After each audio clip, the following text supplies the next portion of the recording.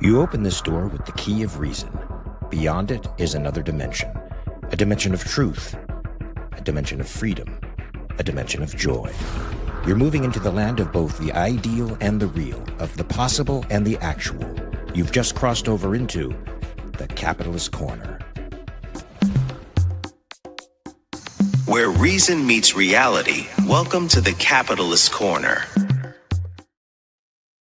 Hello, everybody. Welcome to the Capitalist Corner. I'm your host, Mark Pellegrino, and also the chairman of the American Capitalist Party, along with my co-host and vice chair of the American Capitalist Party, Michael Leibowitz, who is also the host of various and sundry shows. Michael, you want to tell us what's going on with your shows this week? Nothing right now on the Rational Egoist, but I plan on having it back up to par by next week. We get James Valiant back. He's recovered, I guess. So that'll be great. I got some interviews coming down the pike. That's awesome. And don't forget to check out Everyday Ethics every weekday at 2:30. Why is Persephone putting less than 3 in the chat? I don't understand. I don't know. Anyway, folks, today is Q&A Friday. I have to give our little usual disclaimer here, which we may put in the announcements beforehand, so I don't have to worry about it. I think we just put it in the show description. Katrin, can you do that? Can you put it in the description for the show? Maybe if we do that, we don't have to do the disclaimer. We are not affiliated with the American Capitalist Party. If you want to know what the American Capitalist Party is all about, please go to americancapitalistparty.org and be a part of the change, folks.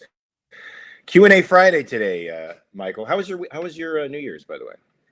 Oh, it was great. So New Year's Eve, I just hung around the house and watched the stupid movie. Went to bed at like 10 because yesterday I had to go to New York City. I went to Gene Epstein of Soho Forum fame, had a party at his house, and I was invited. So I went with Diana. We spent basically the whole day in New York, walked around, froze our asses off. Why don't you share this from X while I tell my story? Already shared. Yeah. All right. So it was a fun day. It was a fun time. Got to go to the party, met some interesting people. It's a very interesting dynamic for me to navigate between libertarian and objectivist circles, because the objectivists by and large are very pro-Israel and the libertarians by and large are not. And just to see the discrepancy in the worldviews, it's a very interesting dynamic. Now, do they not support Israel because we give money to them, or there's an arrangement, a financial arrangement between us, and they think yes, some don't like that, but some just it's just a. They tend to. I mean, there's different takes on the history of Israel, and a lot of times it comes down to which historians you're going to believe or which historical takes you're going to accept to come to your conclusions. But anyway, so Gene let me borrow a book by Benny Morris, the Israeli historian. So I'm going to read it. I told him I'd read it and check it out. So that's what I'm going to do. Pretty sure Benny Morris admitted that he tried to reverse engineer history to he didn't use these exact words. I'm butchering his actual ideas and paraphrasing here, but he did try to prove his ideology through history. So it's a fairly... Well, that'd be odd because the history he teaches is different from the ideology he holds. No, but he was a part of the new historians for a while, and I think he's rejected it since then, but for a time he was trying to I don't think so, but you could be right. I'm going to look it up. I think that he has actually not, but I think he has changed his view on what should be done there.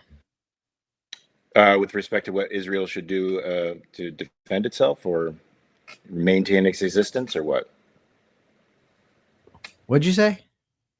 How has he changed his mind? In what respect? I don't know. I haven't had a chance to go look. Okay. I said, I'm going to go look. You said he changed his mind. I said, I'm going to check. And then you asked me how he changed his mind. But you're the one who said he changed his mind.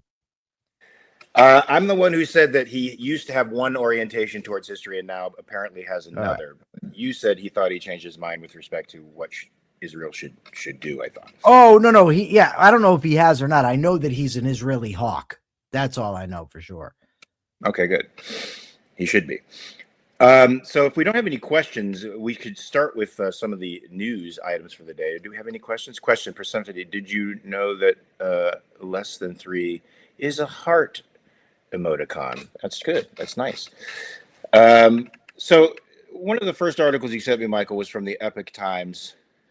New York Mayor Mamdani vows to enact democratic socialist agenda. Did you hear part of this guy's speech? I didn't hear it, but I did read about it.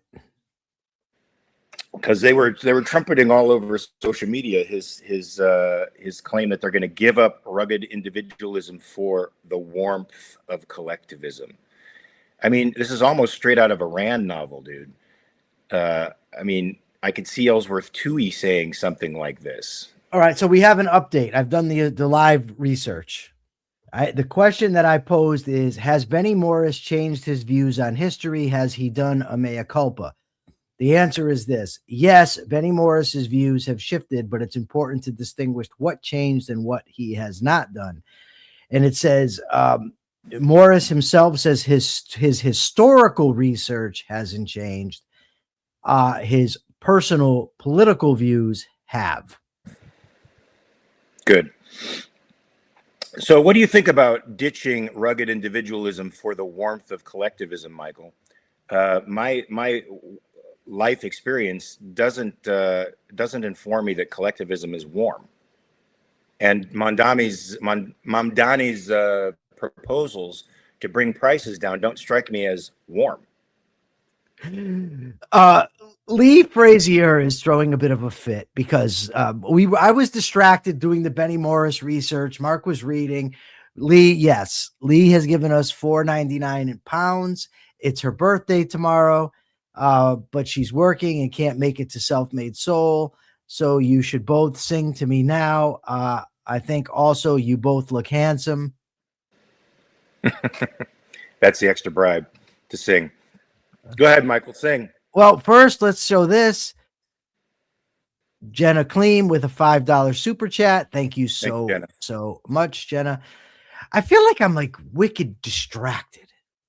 Yeah, you are. I don't know if it was the Benny Morris stuff. You sent me on this goose chase, looking all this stuff up. Lee, happy birthday to you. Happy birthday to you.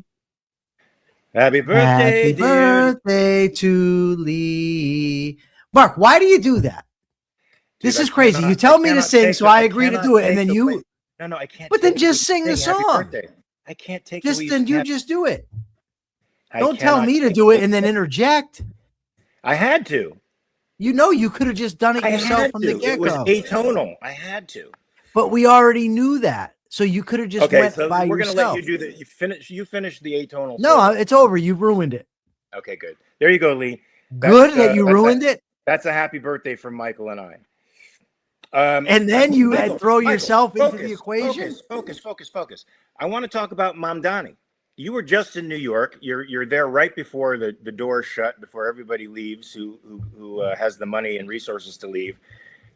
What do you think about this idea that collectivism is warm and rugged individualism is frigid and cold? And well, it's just idiotic. It's a dumb thing to say. First of all, the idea that America right now is this country of rugged individualism is just codswallop. We know that. It's just nonsense. These are just talking points. But just to be so brazen as to say out loud that we need to embrace collectivism, fuck you, dude. Go fucking get your own little tribe. Be collective in the woods somewhere. Don't drag everybody else into it. Yeah, I wish socialists would just, form societies or little corporations and put their money where their mouth is. They could go live on kibbutzes. Do a kibbutz. Do a collective. Do a cooperative. Don't fuck with us, man. Don't push your ideals on us. Try to live your ideals yourself and see if they're successful in the world, and then go from there. The warmth of collectivism. Yes, there it is. Oh, no. Oh. Well, it's true. I mean, this guy wants to socialize property. He wants to socialize grocery stores. He wants to socialize the police department. He wants to, take away their capacity to use force against the bad guys and substitute them with counselors. Because, Michael, crime is a social problem. It's a problem. I got a bad morning. It's a problem of social pathology, not individual choices. And we should talk to these guys who are beating the shit out of old women in the streets or pushing them in front of metro trains.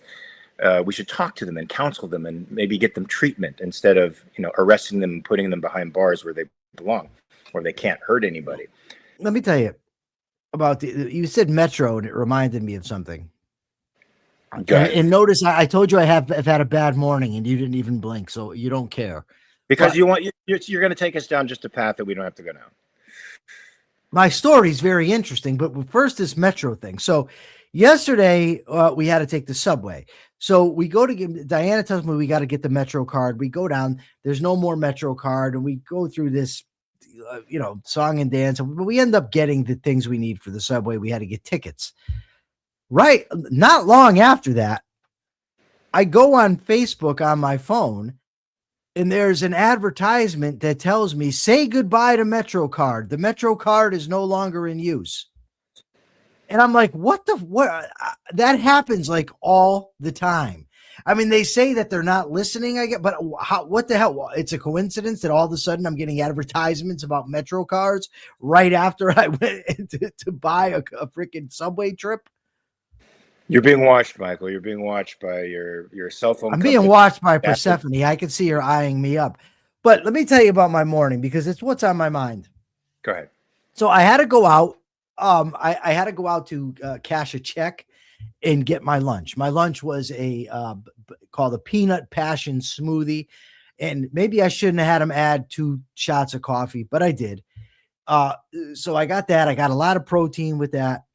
But before I go there, I had to go to the bank. So I go through the drive-thru and I stick the check in the slot for deposit. It says, we cannot deposit this check. Something's wrong. Try again. I tried again.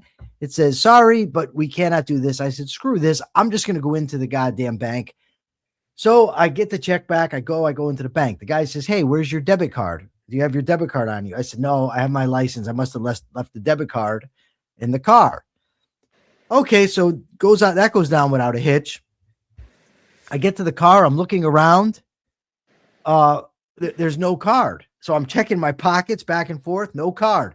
I walk around. I'm looking on the floor. No card. And then it occurs to me, son of a bitch, I must have left the card in the ATM machine. So I drive over there. I look in there. I don't see anything. So I got to go back in the bank now. And I got to go through this. And the guy's like, well, I got to get the tool to open the thing. And I got to get somebody else. Okay. So if he goes, he gets my debit card. He comes back. He says, okay, I need to see your license. Aha, I left my wallet in the car. So I said, well, I have my license on my phone. He says, no, I need the physical copy. So now I got to go back out to the car and back in. Meanwhile, I still haven't got my smoothie. And this is like 11:40 and I got to make it back for the show. So it was time crunched. It was aggravating, but I've made it and I'm here because I'm a champ. And you, I feel, Mark, are just not appreciative of this. Okay. You're probably right. But I understand. You made it here under duress, but you did it, Michael. And for that, you are. I'm probably right that you don't care. Have you seen Marty Supreme? What? Have you seen Marty Supreme? What is that? Some porno name? It's Timothy Chalamet's new movie. Great movie. You should check it out. I'm not watching that. It'll cheer you up, I think. It's not going to cheer me up. I think I'm cheery anyway. I feel good. I'm having a nice day now, and I'm having fun. I just wanted to tell everybody my story because I think the people are interested in the lives of real people. Now, we could get into you, and you can tell them the story. Well, this morning I had to hop on the jet and go to for frou-frou, and I got there, and I picked up, my gold bars, and then I got back on my jet, and I came home, and we're watching everything in my movie theater after I went and played bowling in the basement. Not at all. Not at all. That's what happened. But Lee Frazier says that the people are fascinated. Are they? Okay. Who the hell knows? What do I care? Anyway, let's get to some news. Sure. So Trump is apparently being defiant about his health. I guess he did an interview for the Wall Street Journal, and they asked him about these tests he's been taking. What's so funny? I saw this. Yeah. Oh, you did? Did you see the picture of him and Melania? He looked like he's lost 75 pounds. I feel like that picture was photoshopped. Maybe. I don't know, but this guy's shot. It turns out he didn't even he'd been bragging about how he took an MRI. Turns out it was a CAT scan. Yeah, took a CT scan. Like the dude doesn't know what an MRI is. Apparently, he doesn't know the difference, Michael. But I don't know that a lot of people would know the difference between a CT scan and an MRI. The MRI, they put you in that dumb machine that you go in. Have you never watched Dr. House? No, dude, I've been in MRIs. I've been in MRIs and CT scans. I know the difference. I've had CT scans with contrast. I know the difference between all those tests, but he probably doesn't. You know, he probably doesn't. That's the least of his problems right now. He said he will release the results of the CT scan, by the way. What's so funny?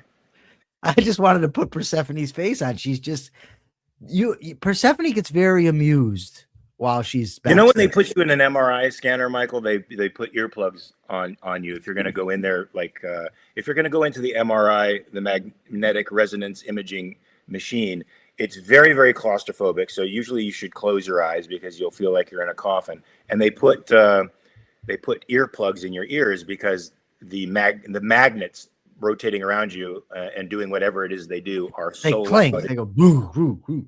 It's like a machine gun firing off in your ears, and you can actually damage your ears. So they put those on you.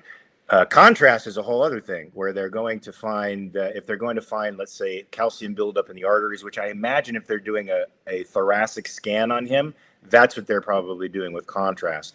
They shoot a dye into his system, and it feels like your whole body just warms up when the dye goes into you, and then they are able to image your veins and your arteries to see if they're healthy. That's where I think he's probably got issues. He said he's going to release these medical records if, you know, the Wall Street Journal wants them released or if the people want them released. I doubt that's going to happen. It'll be like the Epstein files. They'll release it, but it'll all be redacted with just the CT scan title and the imaging group on top on the header, but no test results. Oh my God. This is too much. Look at this. Come on. Really, Jim? You're going to give him credit for explaining an MRI well?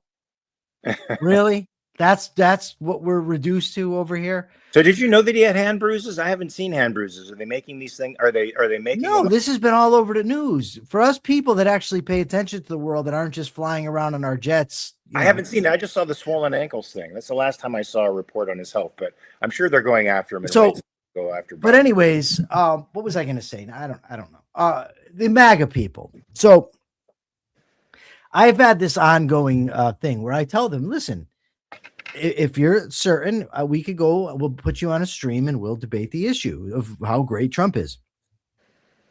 I get told I'm an idiot. I don't understand economics. I don't understand politics. I'm a moron. I'm brainwashed. I have TDS. They say all kinds of things. You know what they don't say, Mark? What? I accept the offer to debate. That's what they don't say. Of course they don't. They know they'll lose. Also, I thought it was rich. I sent you the link this morning of Dave Smith telling somebody they're a coward because they won't debate him. Yeah, well, he's trolling for fame again. So he's going for that, you know, that what he thinks is a marquee name, like Mark Levin. He wants to go for the marquee name. Katie Ellis, I don't remember earplugs when I had my MRI. Well, that's probably because you didn't get an MRI scan on your brain. If you get one and your head is immersed in the machine, then they give you earplugs. If you're just doing it lower body stuff, you probably don't. What about Persephone? And I got to tell you. Did you have a brain scan with the MRI? Yes, I had an MRI of my brain with contrast, and I didn't get earplugs. Wow. Yeah, but they did shoot me full of Ativan, so. Okay, so you I was one way or the other. Yeah, I was like kind of. Ativan doesn't make you not hear. No, but it does make you. No, I'm telling Mark. Mark said, "Oh, so that you can still because hear." It messes up your sensibility, so you probably don't really know what's going on. What do you mean? You don't know what's going on? Is that what happens? No, it's not what. Are you just making stuff up on the fly? I don't take psychotropic drugs, brother. But then you don't come out with an opinion. Why not? Oh, all right. We're just throwing stuff out there. She'll correct me. She'll correct me. Okay.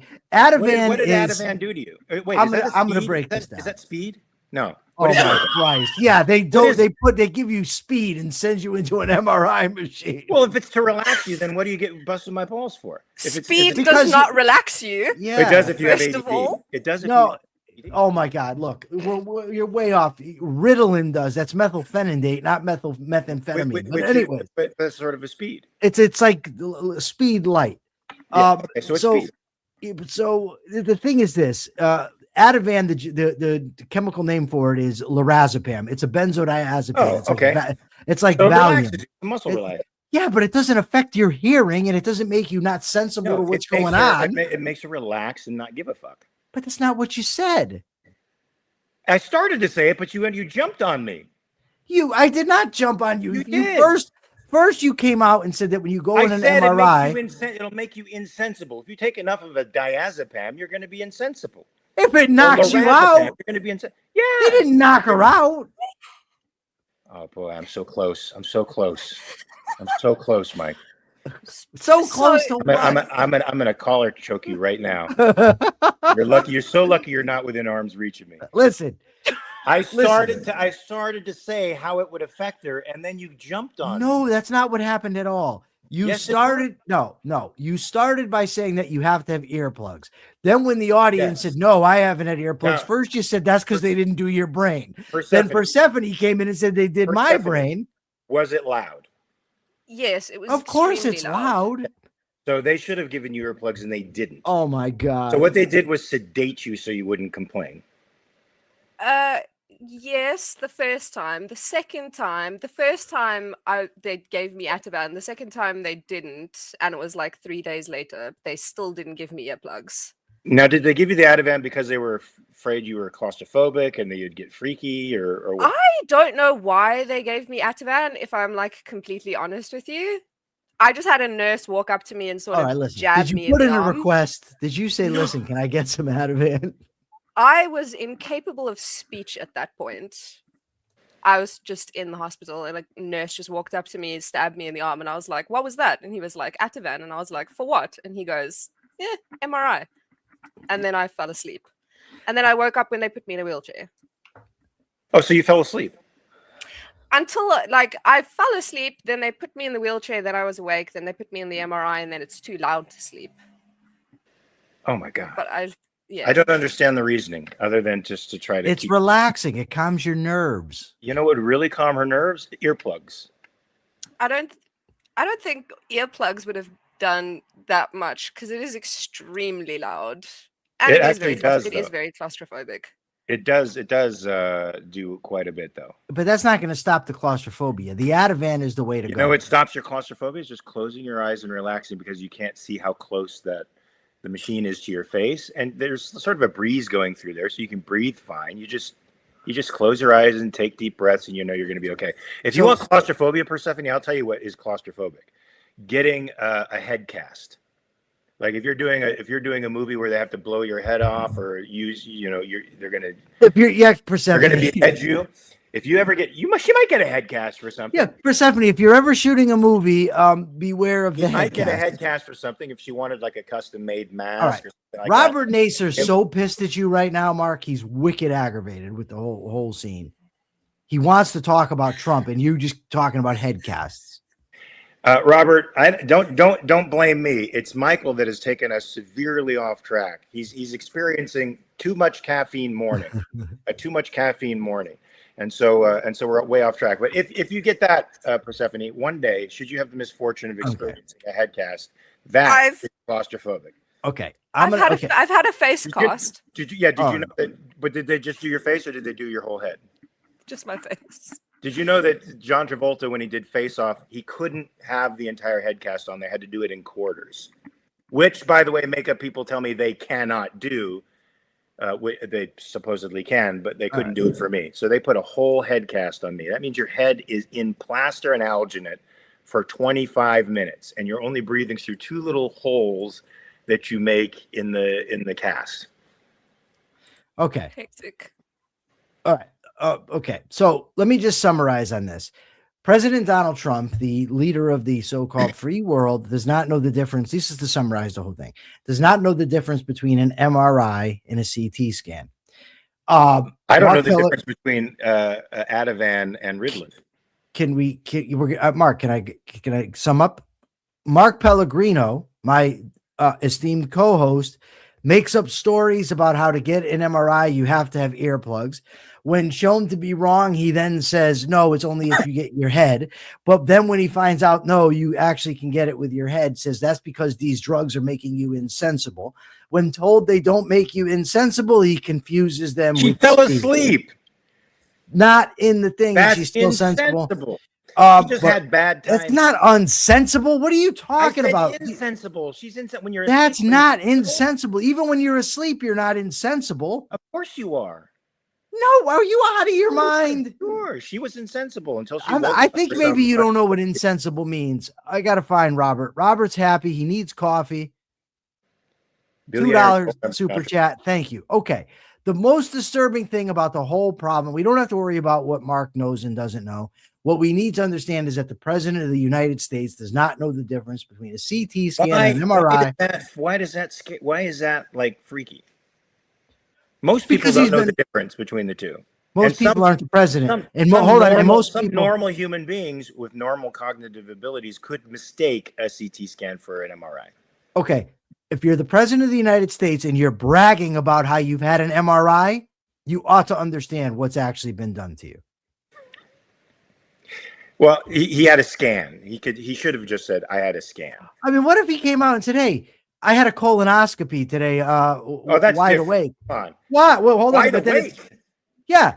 And then it turns out what he had was a prostate exam. Wouldn't we say, Jesus Christ, this guy doesn't know the difference between a colonoscopy and a prostate exam? I would wonder what the hell's going on. Would you say there's a significant difference between now? Would you say there's a more significant difference between a prostate exam, a digital prostate exam, and a colonoscopy, and an MRI and a CT scan? Would you say that there is a significant difference between the first? Between the former and a not so significant. The point is, if you're the president and you're going to talk about these things, you should know what they are. Is that the point? He should certainly know about the documents that he's talking about. He should certainly know about policy. He should certainly know about economics, none of which he does know about. That when his health doesn't know the difference between scans. So when his health is the issue, when people are questioning his cognitive ability and he comes out and he says, I'm fine, I just had an MRI and it went great. Deeper with Diego says, that's true. If I were president, I would make sure every sentence that comes out of my mouth is correct.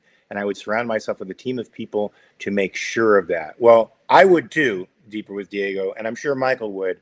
But President Trump doesn't think he does any wrong. Even when he's wrong, he's not wrong. And he surrounds the point is Mark has joined the Trump cult. Mark is now here praising Trump, defending him. And I'm just wondering how long it's going to take for Valiant to hop in and say, no, Mark is correct. So that was your problem with the whole thing, is that he just misnamed the scan and kept misnaming the scan. That he doesn't know the difference between the two. That's it. And it could have been over if you didn't jump in with all the errors that I can't take. Jump in with all the errors. Yeah.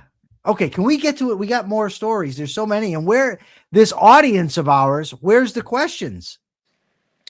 Let's see. Gary Menard says, if Mark and Michael were in the same room, who would poke who in the eye first? Michael, you probably poke me in the eye first because you'd want to get an advantage. I have no desire to poke Mark Pellegrino. Come on, man. Roll with the question. I'm not poking anybody. I'm not an idiot. Do I have a gun on me? If I have a gun, but then I wouldn't need to poke. No, don't take the gun out. That could be dangerous. You know, that could be dangerous for you, not just for me too, but for you. Unless you're very good with the gun, it can be very dangerous for you. I assure you, sir, if I've got the gun, it's not dangerous for me. Really? I promise. Yes. You're that well trained with a firearm? I'm not trained at all, but if I'm 15 feet away, you're not getting near that gun. Yeah. Okay. All right. We should test that. No, we shouldn't. Not with a real gun. We'll have one that you can pull the trigger. Yeah. Nothing could go wrong here. No. They have training guns where you actually do feel the impact of whatever it is that's coming at you. We should try. We'll test this. No, we're not going to test 15 feet is you'll be surprised how fast even an old guy like me can cross 15 feet and still do damage to somebody, even if they're hit. If I have a gun drawn, you think you're closing 15 feet of distance? You're out of your mind. Okay. I'm going to show you. Who are you? Who do you think you are, Bruce Leroy? I'm going to show you videos from a series called 3 Seconds From Now, and you will be shocked at what you see. Their analysis of gunfights and crimes where people have guns and get killed by others after the criminals have been shot. They end up killing the guy with the gun who's trying to protect people. It's very, very interesting. People do not behave in real life as they do in the movies when there's firearms around. I know I've pulled a firearm on somebody once, and he didn't react the way I thought he would. What did you think he would do? Stop. I was about to mention Brandon Lee. I'll tell you one thing. Let me tell you something. I have never in my life, and I've seen it more times than need be discussed, I have never in my life seen somebody with a gun pointed at them act the way they do in the movies, where they step up and say, shoot me, or anything like that. When guns are pulled out, people cower. Not the guy I pulled. And for good reason. Not the guy I pulled a gun on. Why'd you pull a gun on this guy? He was robbing a place. So he had a gun too? He had a knife. Oh my God. We got to get to a real story. This is getting crazy. What the hell were you? I don't know. I don't know. All right, let me tell you the story. Let me tell you the story. But what about the news? We'll get to the news. It doesn't, Mike, we're off the rails right now, so it doesn't matter. We'll get to the news. So I was living with another actor. We were roommates, and we were in the living room with my girlfriend at the time. We were sort of drinking wine, hanging out, talking with each other, and all of a sudden I heard screaming. Like it sounded like a woman was being murdered. So I had just finished training in combat pistol use with this guy, this great mentor. I grab my 45. I go downstairs in my undies. So in my undies. So hold on. Let me just set this scene. So you're drunk and in your underwear, running around with a 45. Wasn't drunk. Awesome. Nothing could go wrong here. Wasn't drunk, in my underwear. Went downstairs. You just said you were drinking wine. Yeah, I had less than a half a glass at the time. I don't believe that. I think you were cooked. You're cooked on wine. You're probably taking the mushroom things that you're into. You're running around in your briefs. You got a 45. Let me finish the story. So as I go downstairs, I come into the hallway that's exposed to the courtyard. Out the other door comes the guy, followed by our building manager, who is preventing him from robbing an apartment. And he had an edged weapon in his hand. I put the gun up, center mass. I said, stop. He didn't. He stopped for a second with his hands up and the weapon in his hand, at which time I could have killed him because I was within my right. He was closer than 25 feet to me. I could use lethal force. He started walking towards me very slowly. I said, you take one more step and I will kill you. My girlfriend yelled down, he'll do it. And that's when I told him to drop his knife. He dropped it. We moved it away. I had him sit on his hands, and then the whole apartment complex came out. We surrounded him, and then I went upstairs and waited for the police to arrive. So he complied. He complied, but not at first. And he saw me with the gun pointed at him. Yeah, listen. Let me tell you, we got $4.99 from Gary Menard. Thank you, Gary. Three Stooges reference. How did it get to firearms? Because we're lunatics. So my father and the guy who later on in life would have been my stepfather, they go to a housing project to perform a robbery from drug dealers. My stepfather is there with the gun like this, shaking, pointing it at the guy. The guy stood up and tells him, you better put that fucking cap gun away. My father then steps to him and says, give me everything you fucking have. When he knew that there was somebody there that was serious, he gave up everything. So that's the point, is once this guy knows you're serious with, of course, if you're there, I wasn't. He probably thought you were a weirdo. You're in your briefs, running around. Nothing about what I was doing looked weird. It looked like I could blow his fucking head off. Mark, what do you I'll mean? show you. What? I don't want to see a picture. What are you talking about? It doesn't look weird. You're running around in your underpants with a firearm. It doesn't look like I'm not serious, even though I was in my underwear. It does not look like I'm not serious. So then what changed? my girlfriend telling him that I'll kill him. Okay, hold on. So hold on a second. So not afraid of scary man with a gun, scared when woman yells he's serious. Correct. That doesn't make any sense. It does, because I think he had a wake-up call in that moment. He's not Batman. This is like, what kind of superhero would that even be? Underpants man? A Batman wears crazier tights than me. You know, I one time, we're so far off the rails. I had a guy pull a gun on me and point it at me and ask me if I belong to the gang. Keep it with Diego. I am not just reiterating a Tarantino script. This happened. Well, okay. But I had a guy in a housing project point a gun at me and ask me if I belong to his rival gang. No, I didn't. But I'm thinking, all right, dude, you've got a hand cannon pointed at my head. Do you really think if I belong to the gang, I would say, oh, yeah, yep. Of course I was going to say no. Like, the answer was no anyway, but whatever. What's this? Madness, insanity, live in profanity. Oh my God. Can we put a mustache on this guy? Oh boy. All right, guys. So let's try to get back. Hold on. Wait a second. I saw two guys with mustaches that looked absolutely gangster. And you, sir, could learn a few things from these two guys. 1980s, Tom Selleck, Sam Elliott. Yeah. All right. Unfortunately, I have to wear a mustache that looks like the guy I'm actually portraying, which isn't the Tom Selleck mustache, and it's not a Sam Elliott mustache. Unfortunately. Oh. So, creepy guy with his underpants and firearm mustache. That's right.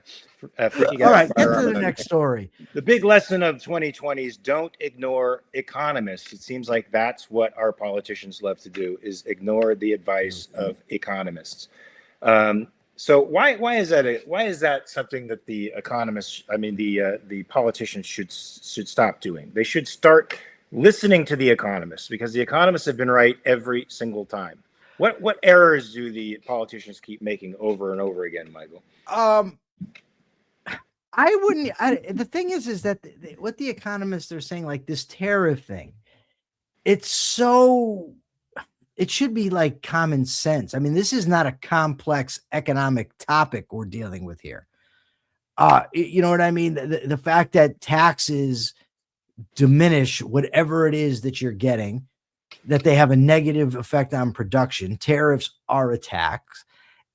But it's just the idiot who doesn't know the difference between an MRI and a CAT scan, doesn't understand who actually pays the tariff.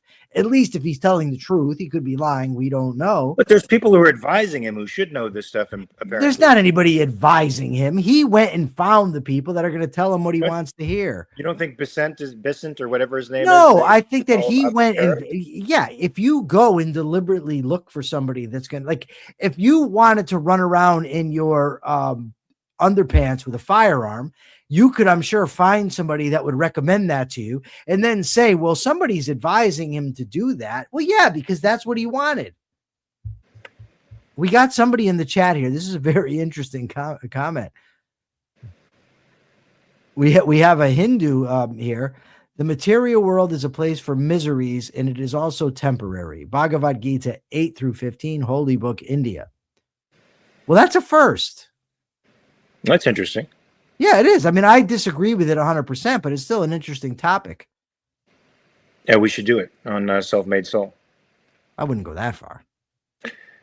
You're right. I mean, the COVID-19 political reaction. People say that businesses were shut down because of COVID. No, they were shut down because of the politicians' reactions to COVID, and the political response to COVID is what has killed our economy. You know, injecting $1.6 trillion of money into the system is what has caused inflation. Screwing with supply lines and price controls, it's what's killed our economy right now. And we still have not recovered from it. And they don't seem to get the memo.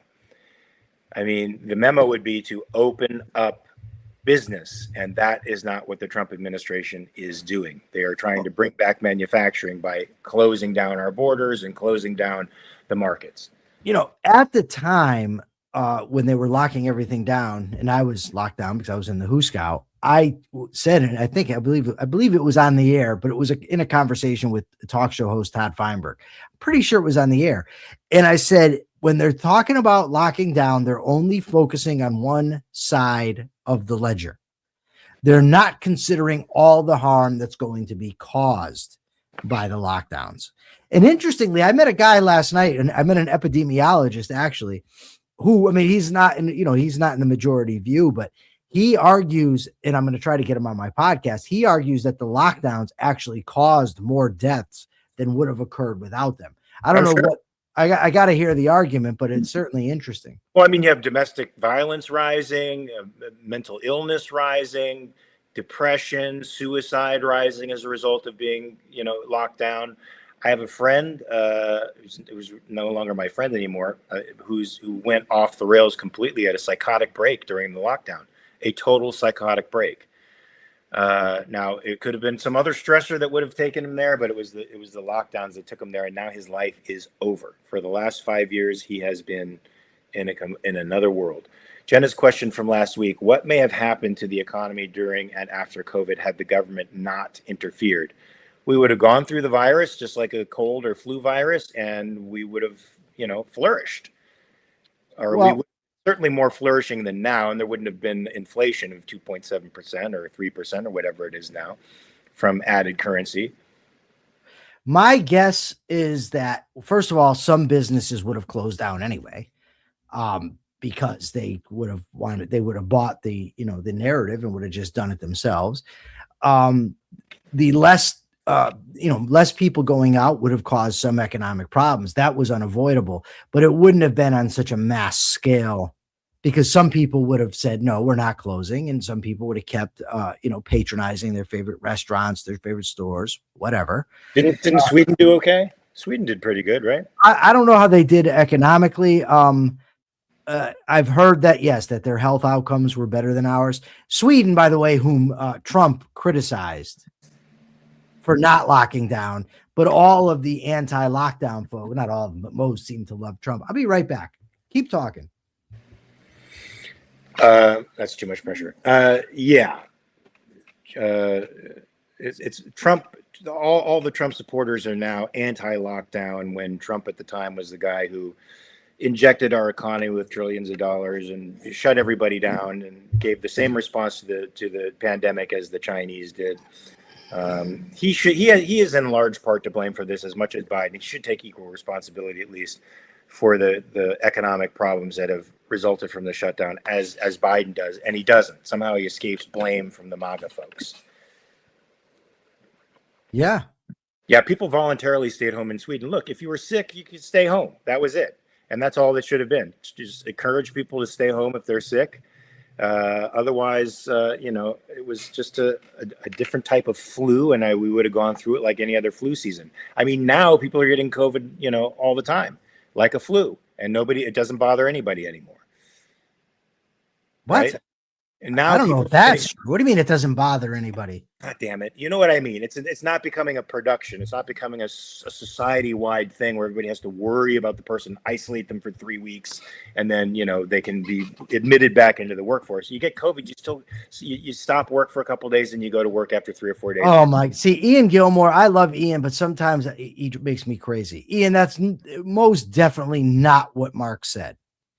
Mark did not say it was not worse than the flu. What he said is it's become like a flu, meaning now, not then. He wasn't being a denier. He knows it was worse than the flu. We've talked about it. Ian, I've taken 5 shots. I've had 5 shots. My cardiologist has now advised me not to do any more COVID shots, but I took 5 shots and I've had COVID 3 times. I'm not a denier. Kat Sterling had a super flu and she said it sucks. Yeah, now there's something going around that's pretty bad. I've had friends who've been affected for a month and a half with something that just keeps coming back. I had something that keeps coming back, which I think was COVID, even though I didn't get tested for it. I just stayed home for a week. It didn't go near anybody and let it pass through me. And when I wasn't contagious anymore or symptomatic, I went back and did all the things that I do. That's what people are doing now. when COVID was going on, if you tested positive for COVID, you were forcibly quarantined for 6 days. And then when you got back to the set, you had to be tested every single day you were on the set. And Michael, I remember leaving the set one night with Frankie, walking through an empty lunch area outside without my mask, and a COVID moderator said, "Can you please put your mask on?" There was nobody there except for him, and he was 50 feet away from me. He asked me to put my mask on outside with nobody around but him 50 feet away. That's how hysterical people were about COVID. One day, maybe we can do a show and I can tell you all about COVID in prison. Yeah, that has to be crazy. Oh my God, what a debacle. Yeah. What a debacle. I mean, Baby Ruby. What's that? Baby Ruby has made an appearance. I don't know who that is. I don't know, Baby Ruby. I'm not Baby Ruby. So, Michael, apparently the affordability in politics is the winning issue. It certainly allowed Mamdani to win in New York because he focused on affordability. But of course, all the messages that the folks are, the political class are putting out there in their attempts to deal with affordability are price controls. They're all about price controls. And that's how they're going to make housing affordable for people. That's how supposedly more housing is going to be built by people. But price controls have never had that effect. They've never resulted in surpluses. They've never resulted in inspiring builders to build more homes. But this is certainly a time where people like us, like people from the Capitalist Party, libertarians, people who are in the liberty movement, can start talking about affordability. How do we make resources more accessible to people? And how do we differ from guys like Mamdani? What would be our message to people in New York if we had a candidate, let's say, in New York? How would he counter Mamdani's affordability message? I don't know, but I really wish you would have done the other story. Maybe we get to it afterwards. The Manhattan Institute story. Did you read that article? Yeah. So that was great. We'll get to that after, but this real quickly.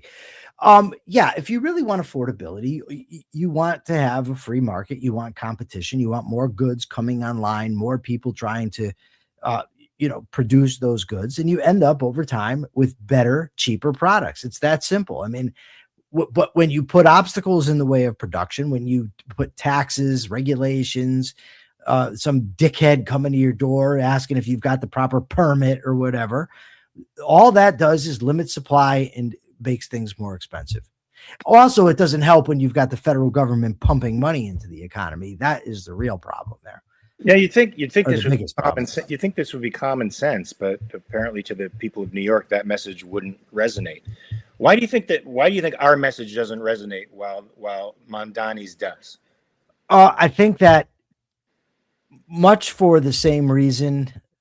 Wow, there's a lot to this, and I suggest everybody tune into Everyday Ethics today at 2:30 because I'm actually going to get into this a little bit. This type of topic. I think that people are by and large driven by emotion. I think they form views without logic, and they seek out people that tell them what they want to hear. The loudest voice, the most charismatic speaker, and you could go listen to Mamdani's stupid speech, yeah, or you can go read Human Action and Atlas Shrugged. You know what I mean? I once read a thing by this guy. I forget what the hell it was. I got it in the mail, but whatever. It was about the guy said 10 reasons people aren't libertarians. And he meant libertarian in the broad sense where you and I would be included, right? And he's basically all 10 reasons where people are stupid. And for each one, he explained it. He said, look, I go and tell people, read these books. They'll open your mind up. They'll change your life. You'll drop your religion, everything. People aren't interested. People just are not interested in doing that kind of work. And it is whatever. Like the other day on a Facebook post of mine, a guy I grew up with, he steps into the chat, and it was about this stolen election in 2020. And he says, and I was like embarrassed for him, honestly. He said, I recommend everybody in here watch 2000 Mules. Now, first of all, the fact that he thought that the people in my chat wouldn't be aware of the movie 2000 Mules, like, dude, that's not a secret. right? I mean, that's a talking point that's been out there forever. It's also been debunked 6 ways to Sunday. Dinesh D'Souza was sued and paid because of his slandering somebody. And he also apologized. Now, he didn't apologize for the broader thing, but for that specific thing he did. But the fact that this guy I grew up with thought that that was a kill shot in the discussion, watch 2,000 Mules. I mean, dude, you shouldn't even be in the talk. Right. But everybody thinks they're qualified to speak on things, but nobody wants to do the actual work. And, you know, I'm at a loss. What's the solution for that? I haven't got the slightest idea. As long as people are intellectually lazy and like to be lied to and like to have their emotions catered to, we're screwed. But you know who is not screwed? Ruby. Ruby's Katie's new kitten. Thank you. Thank you for the $1.99, Katie. Yeah, people don't want to do the work, Michael. I mean, I've been asked over the years when I teach what makes a successful actor, and when I don't give them the magic pill that they want to hear, which is, you know, I don't even know what it is. When I tell them, look, you got to work hard. You just have to work hard. You have to rehearse every day, read, treat this like a craft, like any other craftsman would, and one hopes that, you know, the opportunity will present itself and you'll be able to take advantage of it because you're so well trained. Well, that requires a lot of work. Everybody wants to be a rock star. Nobody wants to sit on the guitar for 12 hours a day and actually play until their fingers bleed, which is what guys like Eddie Van Halen did. You know, they were just possessed by their desire to achieve, you know, that sound. And nobody wants to put in that work, man. You're right. They don't want to read Human Action.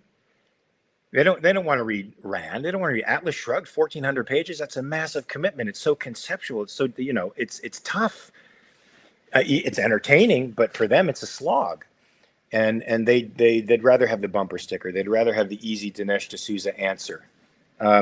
So anyway, this article you sent me from the Manhattan Institute, I read the conspiracy part of it because that's the part you asked me to read. Yeah, I told you to focus on that. Yeah. So talk about it a little bit. Talk about this article. Well, let me just say, first of all, the Manhattan Institute article should be, Manhattan Institute is not some liberal think tank, first of all, right? But secondly, for all the people out there who make this argument that it warrants supporting Trump because of the threat represented by the left, should read this article, should read this study they've done. But specifically, what is it like? You have the numbers in front of you, but they have the various conspiracies and the percentage of Republicans that believe them. Mm-hmm. I mean, it's downright scary. What are the numbers, Mark? Do you have it right in front of you, or no? I don't have it right in front of me. Here it is. Yeah. So, the COVID-19 leaked from a laboratory in China. Those who believed that was true, 65%, false, 27%. Of Republicans. 2020 U.S. presidential election was decided by fraudulent ballots or hacked voting machines. 51% of Republicans believe that. 51% of Republicans believe that. The 9/11 terrorist attacks were carried out by additional actors beyond Al-Qaeda and other Muslim extremist groups. 41% of the Republican Party believes this. That the Holocaust of Jews in Nazi Germany was greatly exaggerated or did not happen as historians describe. This is very troubling. 37, over a third, folks, of the Republicans in the MAGA movement believe that the Holocaust was in some way a hoax. Yeah. Here's one. This is particularly relevant to me, Michael, because I just watched have you ever watched Mythbusters? Yeah. So Mythbusters did a whole thing on this. NASA faked the 1969 Apollo moon landing. 36% of Republicans believe this. Over a third of the people. Now, I just watched a Mythbusters on this that debunked all of the claims that the Apollo moon landing was faked. And Michael, some of the things that they demonstrated were that the conspiracy theorists like to show one picture in particular where the shadows of rocks are in different positions. So they're not parallel to each other. They're in different positions, and they say this proves that there was more than one light source. Well, these guys who are special effects experts did a whole thing where they proved that at one light source, it could still happen that way based on the variations of terrain. So when they just moved a rock a little bit with some moon dust under it, it changed the trajectory of the shadow and it produced the exact picture. They did the footprint, where the footprint, you know, they say the footprint wouldn't be perfect like that in a vacuum. There's no way it could happen. What they don't understand is the material that composes moon dust is jagged, and so that it is possible under a vacuum when you press the imprint down for it to stay, whether it's in a vacuum or not. They did that very test at NASA, at a space place. They did the test under a vacuum situation. They did the flag. They did all of the things that the conspiracy theorists point to, all the evidence that they point to, debunked completely. So if you're a Republican out there and you have some doubts in your mind as to whether or not the Apollo moon landing was faked, it wasn't. Let me go through some of these numbers. They also, a third of them believe that vaccines cause autism. But here's something else. 63% of the current GOP views Tucker Carlson favorably. Wow.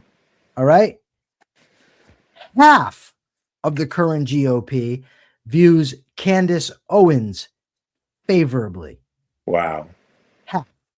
Wow. So if you are out there and think that, and then when it comes to political violence, they did something too. 30% of Republicans say it can be justified political violence. But the Candace Owens and Tucker Carlson, when numbers like that view fringe kooks and cranks positively, these are people that think that, you know, religion should be central in our lives. Tucker Carlson says demons are attacking him. And he has the scratches to prove it. Yeah, Candace blames Jews for everything. And on the right, we have the heritage American garbage.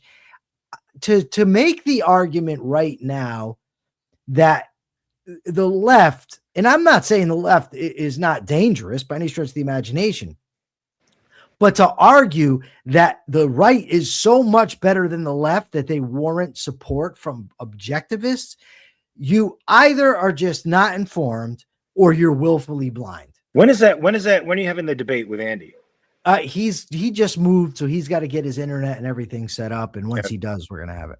So Gary Menard says, I believe Trump has brought all the dimmest Democrat voters over to the Republicans by his second term. Do you think that has any effect on the numbers?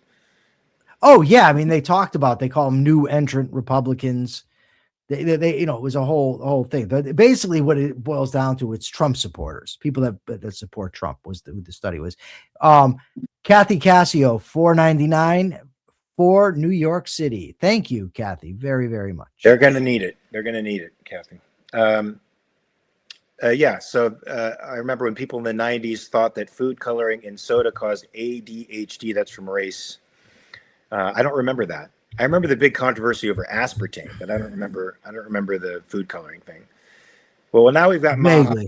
Now we've got MAGA looking out for our health, Michael. We don't need to think about our health anymore because good old Kennedy's doing it for us. All right, capitalist thought of the day. We here at the Capitalist Corner are steadfast in our desire to communicate ideas about capitalism, to spread ideas about freedom, individual rights, and to promote these ideas as far and wide as we possibly can. Now, we do get silly on the show. We joke, we have fun, because you don't have to be a buttoned up, what's the word I'm looking for? It's tight ass or stiff wad, something, I don't know, in order to promote capitalism. But at the end of the day, we are absolutely serious that we need to get these ideas spread. We need to get these ideas implemented. In turning to the kook ideas of the left, like critical race theory, wokeness, DEI, or any of that garbage isn't the way to go.